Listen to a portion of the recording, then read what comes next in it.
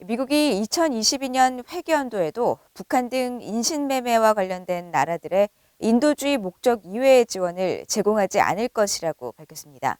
북한은 지난 2003년 이후 19년 연속 미국 국무부에 의해 최악의 인신매매 국가로 지목되었습니다. 첫 소식 조상진 기자가 보도합니다.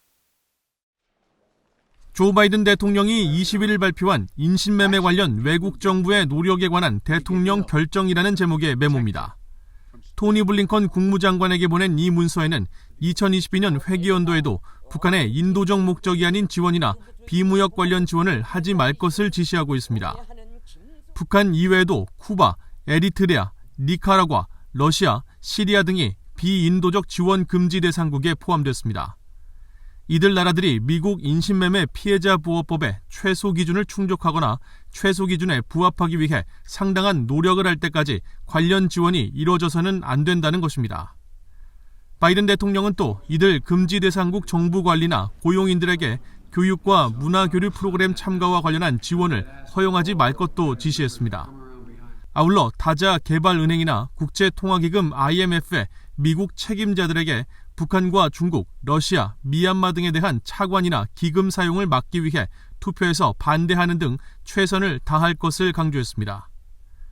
미국은 그동안 북한이 인신매매 방지를 위한 노력이 부족한 점을 이유로 2003년부터 19년 연속 지원 금지 대상으로 지정해왔습니다.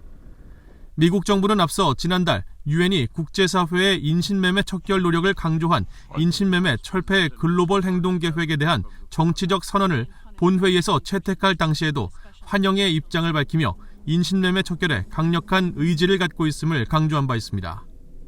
The United States affirms our commitment to protect the privacy and identity of victims of trafficking in persons before, during, and after criminal proceedings, subject to our national laws, rules, and regulations. 북한은 지난 7월 발표된 미국 국무부의 2021 인신매매 실태 보고서에서도 최하위 등급인 3등급 국가로 지정됐습니다. 국무부는 이 보고서에서 북한 정권이 인신매매 퇴치의 최소 기준을 충족하지 못하고 있으며 신종 코로나 바이러스 감염증 상황을 감안해도 인신매매 관련 노력을 기울이지 않고 있다고 우려를 나타냈습니다. 특히 북한의 강제 노동이 정치 탄압의 확고한 체계의 일부분이자 경제 체계의 한 축으로 자리 잡았다면서 북한 주민들이 강제 노동에 동원되는 방식으로 인신매매 피해를 보고 있다고 지적했습니다. BOA 뉴스 조상진입니다.